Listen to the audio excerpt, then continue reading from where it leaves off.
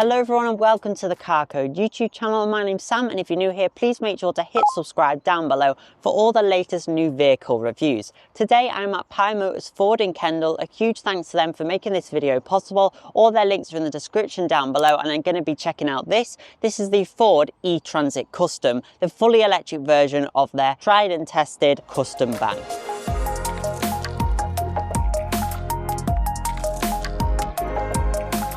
Starting with the exterior design on the e-Custom, you see it's very similar to the normal diesel model. You do have a unique grille for the electric version, and of course the charge port at the front there instead of the fuel on the side. So you still have that cap, but it doesn't obviously do anything with the vehicle. You've got standard headlights that are LEDs and also LED tail lamps. You start with steel wheels and then they go up to different wheels. These are optional 17-inch wheels, which are £300 excluding VAT. They look excellent though, carbonised grey alloys. I'll talk about the colours available on the e-Custom now. The solid paintwork is all standard, so that's blazer blue, which is a dark navy blue, frozen white of course, the standard colour of a van, and race red. If you want to go up to metallic paintwork, they start at £650, including the agate black van that I'm about to drive today. This is my absolute favourite, digital aqua blue, and it's got some really nice tealy green colours to it, which looks really nice. And last but not least, you've got blue metallic, which is just a bit more of a normal blue. You've also got magnetic, which is that dark grey metallic, which looks really nice. So plenty of choice, £650 excluding VAT for your metallic colour options. You've got the e-Transit badge there with the blue, which looks really good. You've got the LED tail lamps as well, which look better than the normal halogens on the diesel, which actually do look nice. They've got a nice graphic to them, but these are much better, a little bit sportier and definitely more modern as well.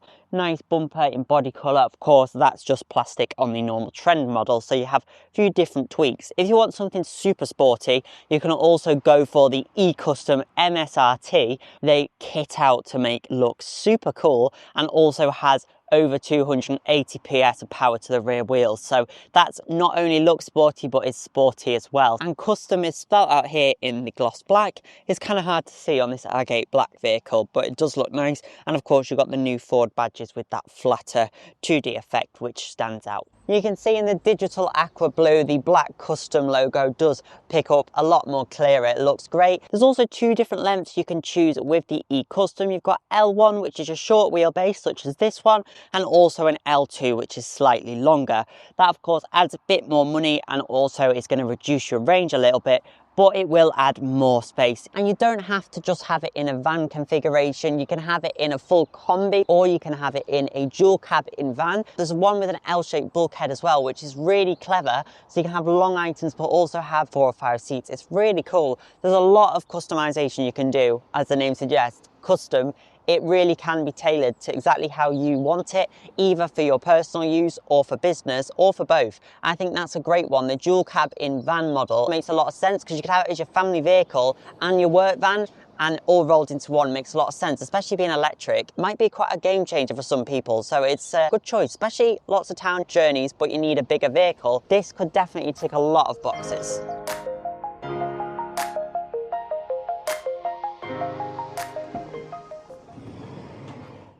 A singular sliding door on the near side is standard, and you can of course opt for another sliding door on the off side. Obviously you've got the twin barn style doors as standard on the van. You can opt for a tailgate should you wish, it's quite inexpensive. And also on the Tornado passenger vehicle models, that also does have a liftgate tailgate. In here you'll find 5.8 metres squared of space on this short wheelbase, and 6.8 metres squared on the long wheelbase. That's just for the normal van. You can also have a multi-cab van as well, which has an L-shaped configuration. That's quite interesting and does give it a good amount of space. And of course you can have the combi, which has got all the seats in the back. The batteries lay under the floor, which is great. That means obviously you've got a little bit of a higher floor than what you would in the normal van. The actual height of the van remains the same, so that's excellent. Payload is a little bit less than a diesel, which gives you 1,327 kilograms. This gives you 1,088 kilograms, so just under 1.1 tons. Really still quite decent. You do also have the flip up bulkhead. So this is just a normal bulkhead. You can opt for a window in the bulkhead and a rear window, or you can actually opt for a virtual rear view mirror, which I don't like in normal cars, but in a van that doesn't have a back window, if you don't opt for one, it makes a lot of sense, doesn't it? So I think that's a great feature. This flip up magnetic bulkhead Ow, that's not very well designed. You scrape your fingers at the bottom, there we go.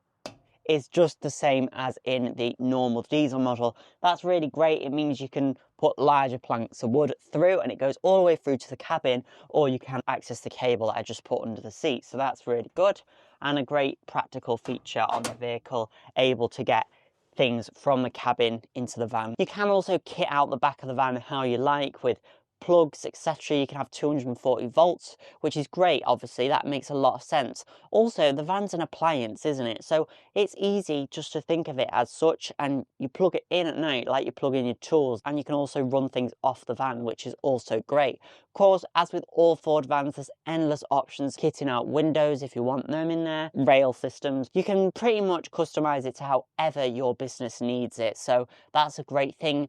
Still very flexible even with the electric model. These bright LED roof lights are really good as well and light up the cabin, so that's excellent to have. Like I say, you can kit it out how you like really, either directly from Ford or at like a van outfitter. You've got these kind of plastic inserts here, but you can have those in ply should you wish, and the double in-cab van gives you the windows, so you can use this as your family car and still have it as your van, which I think is really great. Of course, that means you've got less space in the back of the van, but it's a really flexible approach. They've given people plenty of options with this van. You can have this door electrically slide in, but it's easy enough. There we go.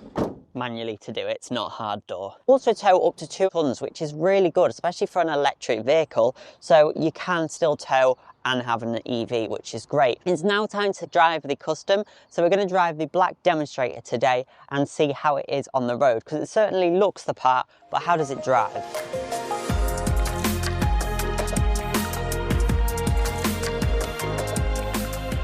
This is the lower powered model, so you've got 2 different motors. You've got one with 136 PS, 134 brake horsepower, and a higher output 218 PS with 215 brake horsepower. So both quite good. The lower output's a little bit more efficient than the higher output, and they're both rear wheel drive instead of the front wheel drive on the normal van. You've got a column selector for the gears and an L button, which is your low mode. So that's like your regen mode, if you like. Electronic handbrake, of course, as well, rather than a mechanical one. 7.8 seconds 0 to 62 is nice and nippy, and that's just on this normal model, which is impressive, right? And it's got a sound screen, as Ford call it, which is like a sound insulated front windscreen, as well as the quick clear function. You don't get a massive amount of noise either from the back. It's not mega echoey like it is in the smaller Ford vans, so that's good. And I'll pop my foot down now. The tripod's gonna fall, I don't want to do it all the way. Very nippy. It's nice, it doesn't feel like it's throwing you back, but it's got plenty enough nip to it. This is speed limited actually to 70 miles per hour, and the Sport is 80 miles per hour. So I can give it a go and see if it does just stop me. 66, 70, yeah, when you get to 70, it just stops. So you can't actually go any faster than 70 miles an hour, but I think that's fine. Probably quite a good thing for everyone on the road that van drivers don't go more than 70. Obviously, vans are not going to have as much of a expectation of range than a car, are they, at this point for electric? They could have a bigger battery in this van, but that would decrease what payload you could put in it, and it would make it more sluggish and less efficient. So they've got a good sized battery with the 64 kilowatt hour battery. I think that works well for the vehicle. There's some electric cars with over 100 kilowatt hour battery, and they could just shove that in a van, but of course then it would take longer to charge, etc. The fact you've got a heat pump is really great, especially for winter time driving. That's going to really help a lot with your efficiency. As is your quick clear front screen, you're not blasting air all the time to clear your windscreen, and your heated seats keep you nice and warm as well. It does drive obviously a little bit different to the normal diesel van. The suspension's nice and settled. This one's on the 17-inch optional grey alloys, which are really nice, but it's not too firm. It's a bit firmer than the diesel van, but I was on some smaller wheels. It's quite fun as well. You can put your foot down and it flies.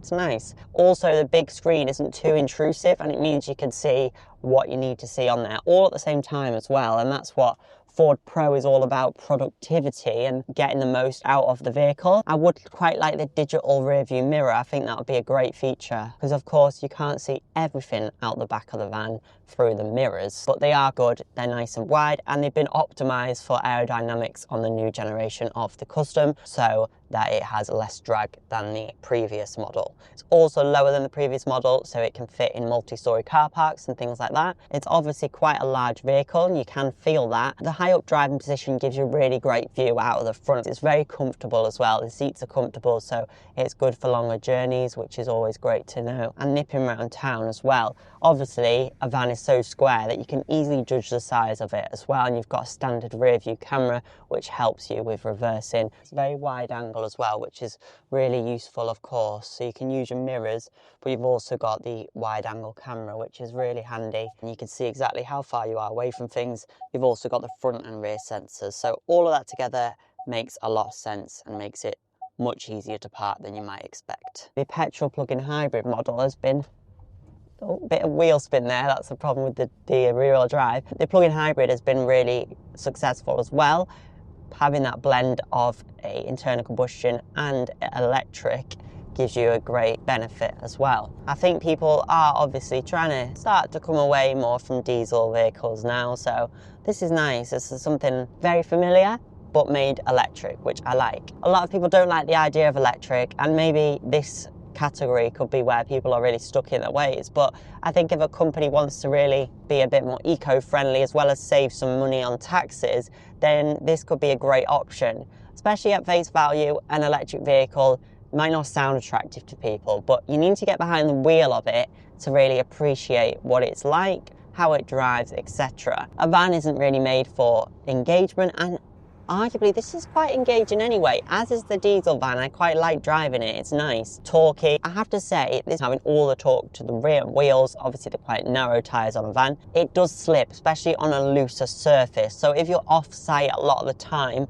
then a diesel with the low down torque to the front wheels is going to give you more grip and be a bit better, especially on the building site or wherever off the beaten track, compared to the electric vehicle. You can't get it all-wheel drive either currently, which would be a nice addition if we saw that, but round town makes a lot of sense, it's fine, and it means that you get a nice turning circle as well. And in this L button, coming down a steep hill, got my foot off the accelerator now, and it's really recuperating a lot of that energy and slowing down nicely, so that's really good. I didn't have to use my brake there at all. It won't go to a complete stop. It's not very easy to put it into L while you're driving because you have to press here, which is a little bit annoying.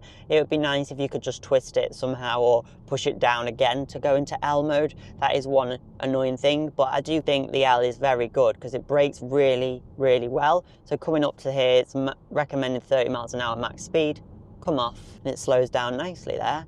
It is quite a strong regen, which is nice. One thing I have to say is a bit weird is if you've been in the mud or somewhere that doesn't have a bit of traction, you start the van and start moving, it does make a strange noise. You can hear it now, probably.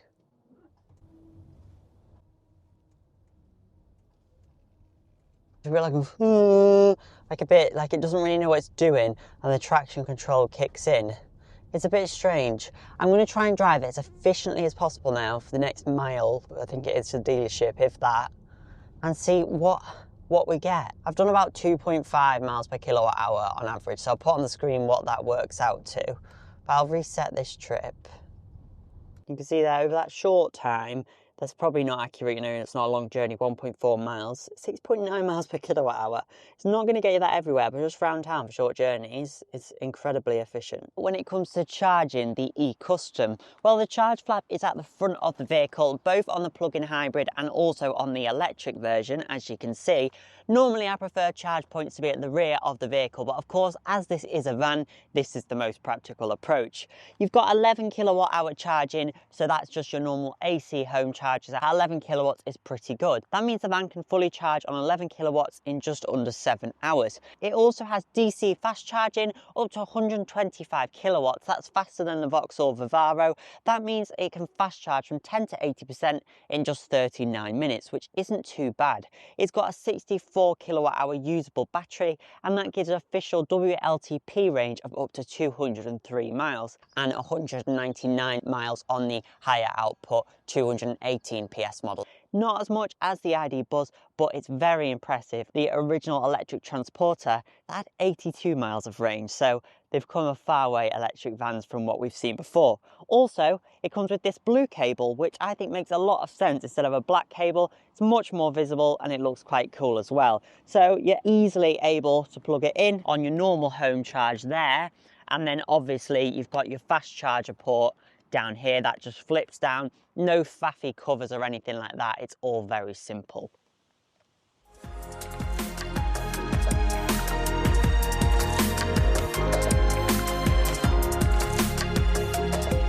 Inside the E-Custom, you'll find it's very familiar in that it looks very much similar to the normal Transit Custom. That's not a bad thing. You get the 13-inch Sync 4 screen as standard, the quick clear heated windscreens also standard, and also a great thing that you don't get on all Ford electric passenger cars is a heat pump is also standard. That means it takes wasted energy normally from the electric motor battery system in the cold, and it can pump that through to the cabin to warm up the vehicle. That's excellent. Also, you've got heated seats, which is really nice. They use less energy than heaters as well on the vehicle, so you can be nice and warm and not use much of your battery. This all aids your efficiency. Also, a lot of van drivers are doing short journeys, and we all know a diesel likes a good long run, and it can cause a lot of problems if they're just doing short journeys all the time and not getting up to operating temperature. It's not the best for the vehicle. Also, stop-start traffic all the time. A manual can just be a bit frustrating. I don't mind it too much, but most people prefer the relaxed approach of an automatic vehicle. Especially jumping in and out all the time, it's just so much easier just to pop it in park, the handbrake comes on, and it's all ready for you. You get this square circle shaped steering wheel, which is really nice. I do like it. You can get a driver's assistance pack as well, which includes the blind spot monitoring and adaptive cruise control, but you've got the standard cruise control as standard on the vehicle. Always visible are your digital dials and your 13-inch display. It is quite big. Your climate controls are down here on the screen, but they're really easy to set up and just go through, including your fan speed. Obviously, physical dials are nice, but it's not a big deal. They're always lit up, always there. On button is just there as well. Electronic handbrake here. A bit more space down here, a USB-C and a USB-A, and a pop-out cup holder as well. So it's got everything that you need, which is great. You can normally just leave it on this screen, which has just got your speed there in the middle and what the van's doing with the lane assist, etc. And you can easily turn that off.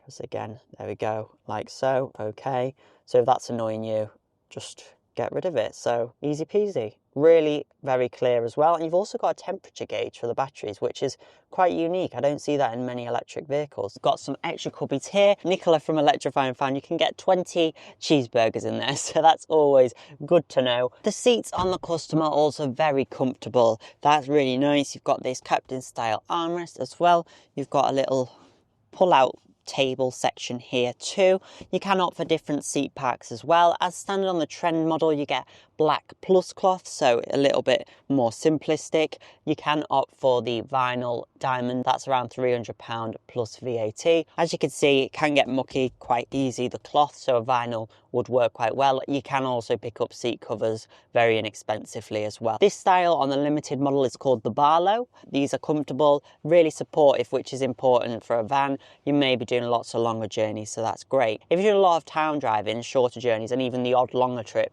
the electric works and it makes a lot of sense actually, especially the payload isn't much affected. Materials are screwed together very well, but they're all scratchy, but it's a van. What do you expect? It's not a luxury vehicle.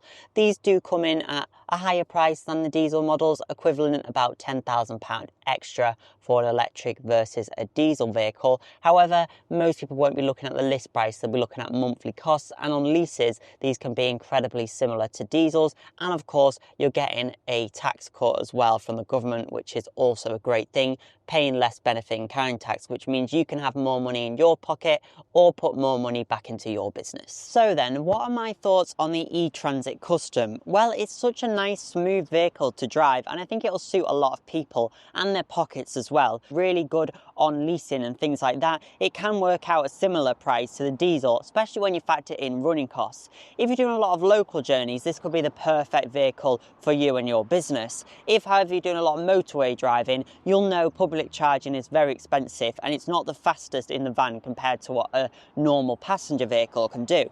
But I think as an overall package, it will suit most very well and still offers a great payload, plenty of space and style as well, whilst having a nice performing drive too. The rear wheel drive is not as grippy perhaps as the normal diesel front wheel drive, so that's also something to bear in mind, but for towns and cities it should suit everyone pretty much perfectly. Thanks again to Pi Motors for making this video possible. All their links are in the description down below so you can check them out and you can test out the e-Custom for yourself. Thanks again for watching this video. Let me know of any other videos you want to see in the comments down below, and I look forward to seeing you in my next review.